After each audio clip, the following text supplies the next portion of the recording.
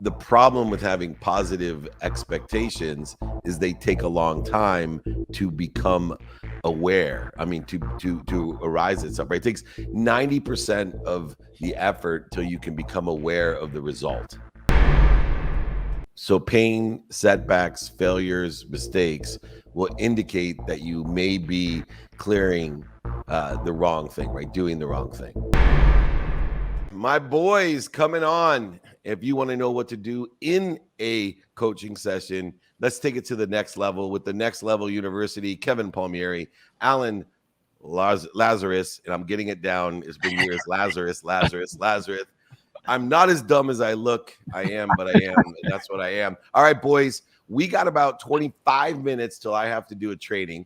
I'm cutting it close, but I know if I can have any clients work enough information into those 25 minutes, it's the two incredible you. So let's make it happen. Next Level University, let's go.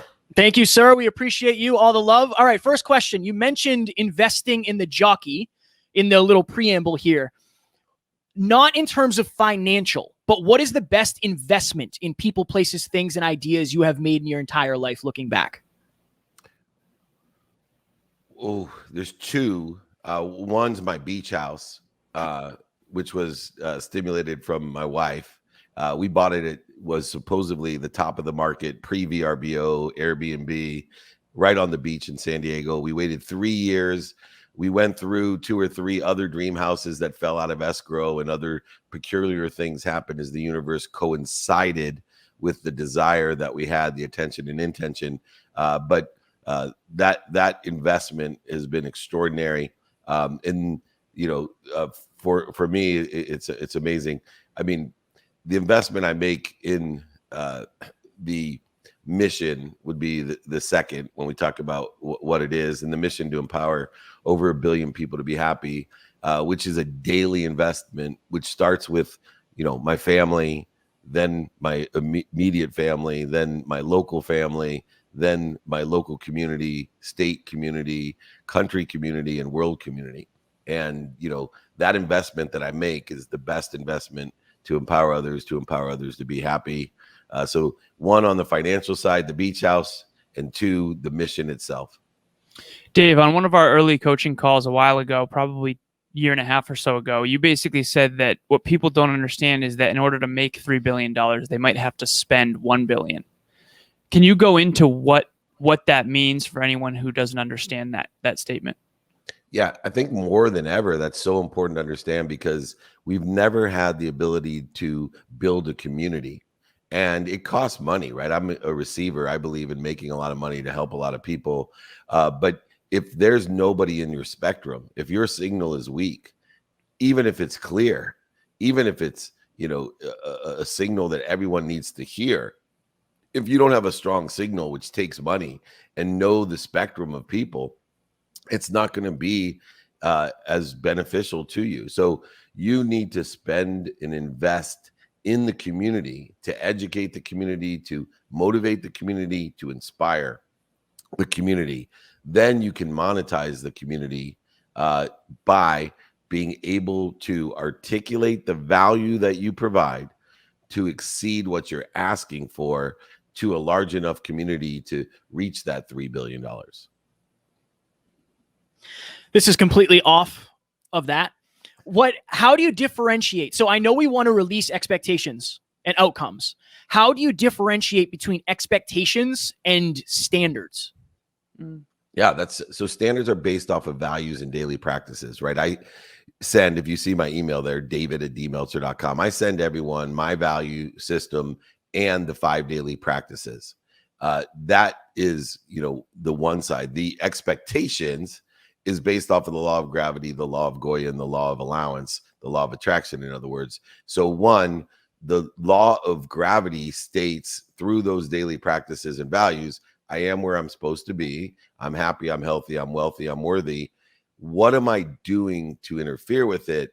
Now I set my expectations off of that by utilizing the law of Goya, get off your ass, angle to what you want, meaning those expectations, but utilize mistakes, failures, setbacks, and pain as a propeller to propel us to something better. See, expectations to me have a variable of faith that I know when I set an expectation without attaching my emotions to it, my emotions are set to something bigger and brighter than the expectation.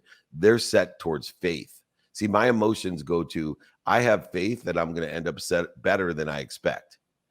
This one critical perspective has allowed me to expand, grow, and accelerate, aggregate what I want, and allow things to happen, knowing that although my expectations aren't met, something better is happening. And so many times when we look backwards at what has happened, they've exceeded our expectations. In the present, very rarely do we feel that we've ever even met or exceeded expectations. But looking back, it's like, oh, of course, yes. And once again, that's why age, I think, is a huge, for me at least, advantage, because it allows you to see systematically and repetitively and to have faith. It's a lot easier to have faith when you're older than it is when you're younger, because you have data to support faith. Right. Dave, I was listening to your podcast and you were talking about conscious, subconscious, and unconscious, and how it was the manifestation road to revenue one, number 70. And you said, if you have this thing that you want, you have to align your conscious, your subconscious, and your unconscious competency in order to get it. How do you know when that is not aligned? Like, how do you know if what you want? So, for example, with football, you talk about how your unconscious competency wasn't high enough to be in the NFL or whatever it was. How do you identify that earlier? And should you identify it earlier? Yeah, I think it's difficult, one, to identify early what your quantum nature is. And I think it's irrelevant. I use that example of wanting to be in the NFL, although I didn't make it, that is the closest to my potential that I've ever come. Right. Because I don't have a high potential in the athleticism of football or strength of football or speed of football. But since I was 5, I was persistent in the pursuit of my potential of playing football. And to this day, I think it's the closest I've arrived at reaching my potential. Now, when I got close enough to see what my potential was, I realized that I may want to adjust or re-engineer a pursuit because that wasn't going to feed me enough. It wasn't aligned with my values, personal, experiential, giving and receiving anymore. And so I then took all the skills, the knowledge and desire that I had learned, and I applied it to something that quantumly I have much better capability in, like sales, like speaking, like writing, all the other things that, believe it or not, my superpower of all these shows I do and TV shows and the podcast, the playbook and the books that I write and the speeches I give and the masterminds that I do, the common, denominator of all of those things is that I'm consistent and persistent. I'm probably the most consistent, from Tony Robbins to Deepak Chopra to Dave Meltzer, Jack Canfield, Bob Proctor, go all the way down. I will put up my consistency, which is quantitative, with any of them, daily, 7 days a week. The consistency now is the quality of my content to the level of those guys. I have potential to do that. But the wisdom of Bob Proctor and Tony Robbins, Joel Osteen, these performers, are incredible, and I strive. But I think I have potential to get up there. But I beat them with consistency and persistency. I've actually said that behind the scenes, Dave, with Kev, of like, I don't know if I've ever seen anyone more consistent and putting in more reps per day than Dave. As a matter of fact, we had a little mini argument about you versus Gary Vee in the long run. So I know who my money was on. Just saying. He has a big head start, so I'm leaning towards Kev. Just knowing Spectrum. If Gary stays consistent, it'll be hard to catch up. And and I'm a huge Gary friend and fan. But comparisons to Thief of Joy, like, this is a good example. Gary's a milestone for me. Right. And just like the NFL was a milestone, some of the milestones I reach and surpass, some I never reach. But I'm not comparing myself in a competition with Gary Vee. We're different. We have a different spectrum. Right. I will tell you that my spectrum of executive CEOs of, Fortune 500 companies far surpasses Gary's audience in that space. Right. 19-year-old entrepreneurs, he kicks my ass. Right. Yep. Dave, how important is it to figure out the spectrum that you want to aim for? Because obviously you want to impact as many people as possible, but you kind of have to have a sweet spot, don't you? Yeah. So for me, it's 1,000 people, right? So my spectrum, although I get subsidiary people, supplementary people, outlier people that have the same frequency of me that is unexpected. For me, my target has been the math of finding 1,000 people like Kevin Palmieri and Alan Lazaros. And God, I don't know why I stumbled, but I got it. Because if I can find 1,000 of you guys, I know in your lifetime, you'll empower 1,000 to empower 1,000 to be happy, to make more money, help more people, and have more fun. So for me, it's very specific. And I allow the energy, the frequency that I create and strengthen and clarify in order to gather a spectrum that's far greater than I ever imagined, because my focus still every day is to continually find that first 1,000.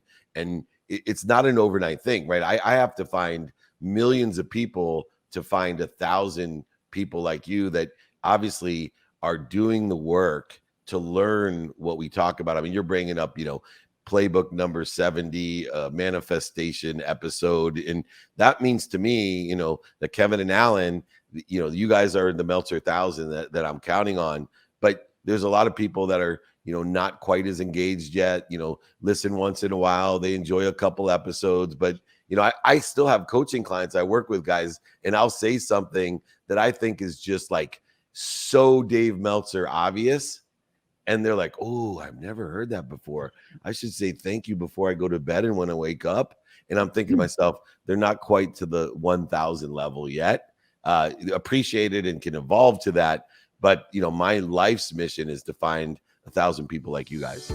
A shameless plug too. These guys are the absolute real deal. For anyone who's listening to this, Kevin and Alan are the realest guys. They're going to go so far and they're so early in their journey still, because I just know how far they have to go. And everything that they teach, everything that they preach and they're doing is the same exact stuff top of the top guys are doing. They literally have mimicked it to a T. So I absolutely shameless plug for those guys. They have all the greatest intentions to just simply help people grow and want to accomplish their dreams. And so I absolutely just want to say that and let you guys know that you guys are doing an incredible job with everything that you guys are doing for just the community that you guys are building. And, I love to see it, and I can't wait to be able to do more stuff with you guys. Really appreciate that, Dave. So speaking of which, you mentioned in a speech recently that self-discipline is counterintuitive. If you remember you saying that, can you go into that and why that is? Yeah, because negative behavior works in the favor of that, meaning self-discipline is something that says, I want a positive result. The problem with having positive expectations is they take a long time to become aware. I mean, to arise itself, right? It takes 90% of the effort till you can become aware of the result. So when you have those positive disciplines that will create the results that you want, we expect them to be immediate. Right. But they're not. So it's counterintuitive, where the opposite's true with negative behavior, right? When we start drinking, or we start eating French fries or potato chips or, whatever else is bad, we have no expectations it's going to be unhealthy and cause cancer, make us fat, lazy, lethargic, get in our way. And 90% of the way down, all of a sudden we're fat, right? We start seeing, and look, and we think that then after 90% of the positive or negative behavior, right, it takes equal amount to start the other direction again. So it's completely counterintuitive because of acceleration, aggregation, and compound interest of behavior and focus and perception, which is created by discipline. And believe it or not, negative behavior is a lot easier to be disciplined too, because it's innate in the ego, to have this need to do things that are detrimental or create interference to the light. See, the ego's purpose is to create interference to the light.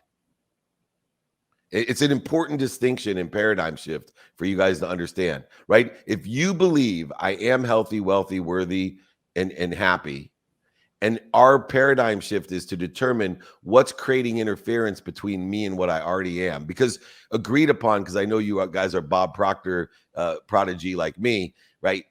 We are connected to the most powerful source, right? Bob says we have enough power in our pinky to light up all of Manhattan. So what are we doing to interfere with that power?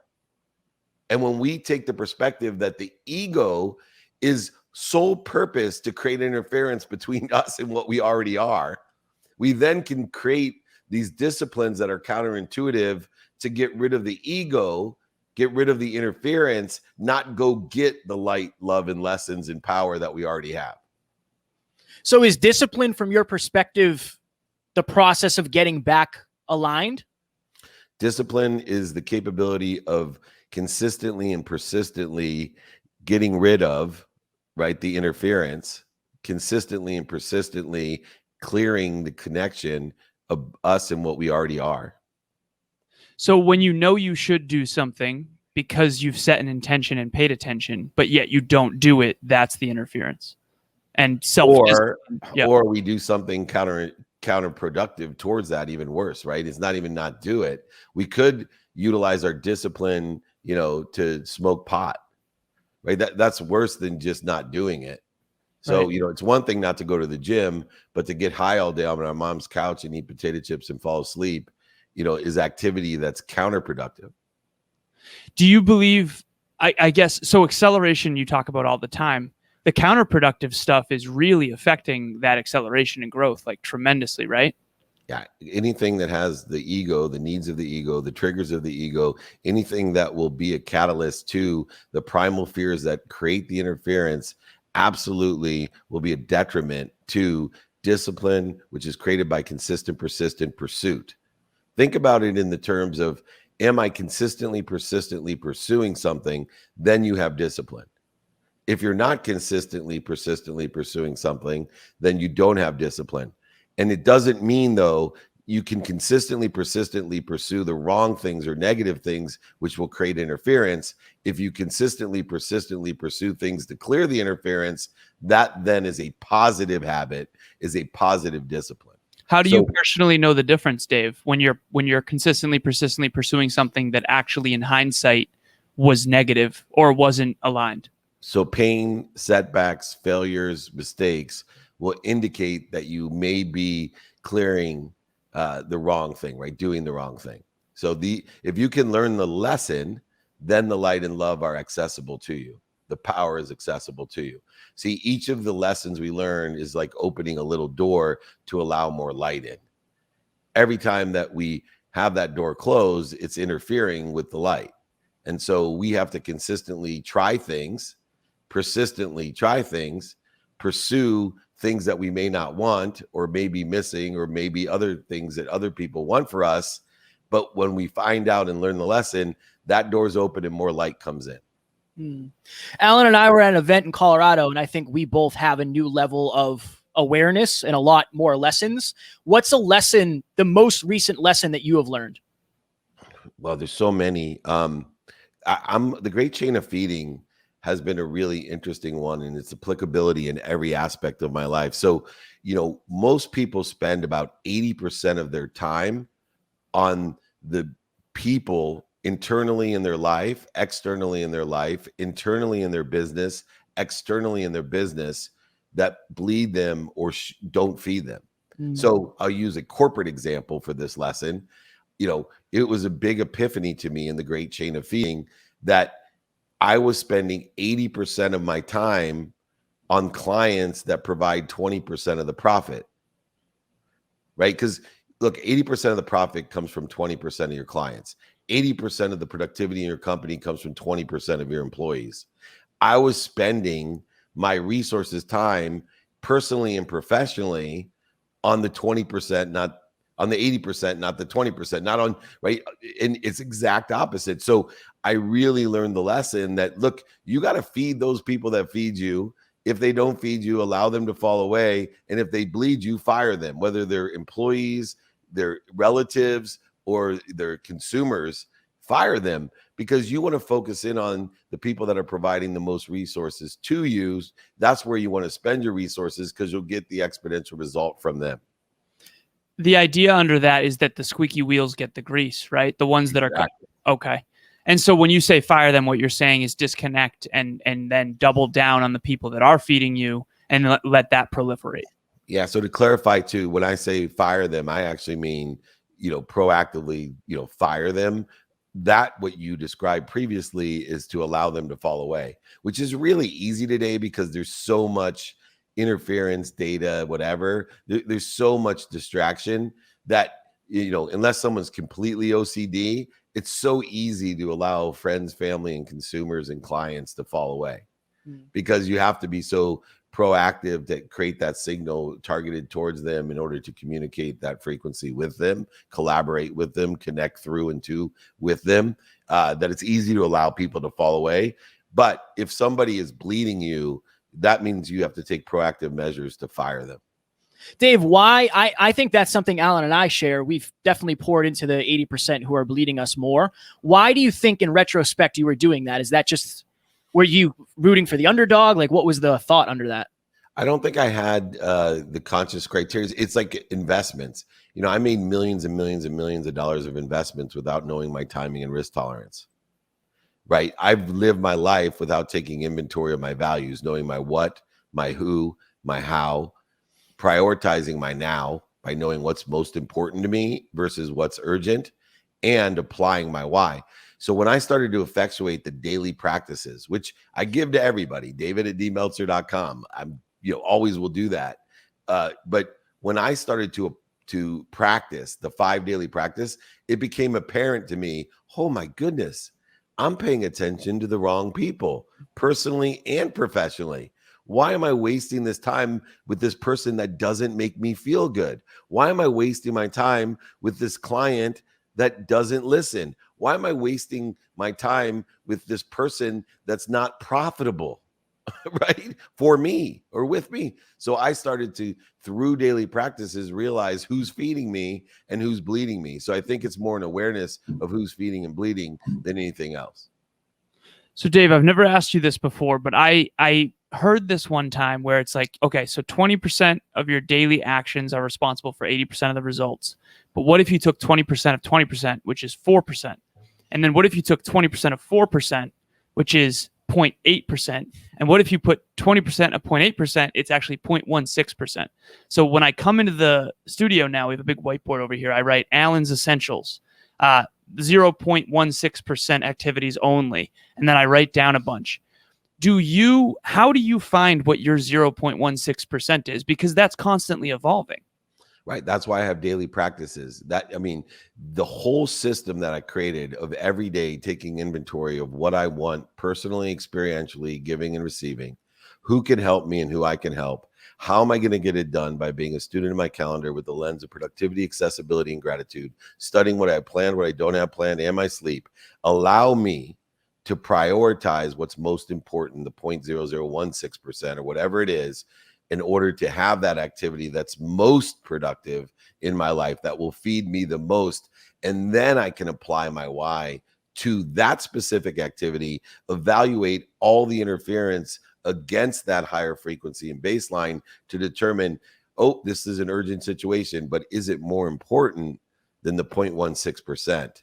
Yes or no? If it is, I'll do it now. If not, it goes into a repository to do later. In hindsight, I know we got to go. We're supposed to have you off right now. We got 1 minute. Go ahead. Okay. In hindsight, what's the most important project, or like, was it writing your book? Like, what's the most important thing that accelerated your ability to empower more people? It actually was free content, right? Providing every day IG lives, office hours, trainings, all the free stuff, giving away my book, giving away the 5 daily practices. It's all about what I do for free, and then allowing people to ask me to further help them and determine if I can articulate value to exceed what I'm asking for. You see, when you give stuff for free, it's really easy to articulate the value to exceed what you're asking for. From there, you need to create and construct a business model that is providing value greater than what you're asking for. And that's all I've done, but I still concentrate 80% of my effort into giving everything away. Boom. Dave, we missed you. We appreciate this so much. The Next Level University, my next level coaching clients, my next level friends and family, Kevin Palmieri and Alan Lazaros, my boys, unbelievably prepared every time. If you want to know how to be more interested than interesting, just check out the Next Level University. These two guys are masters, and I'm blessed to have you in my life. Thank you so much, my boys. Thank you, Dave. Thank We love you. Dave. You got Appreciate it. you.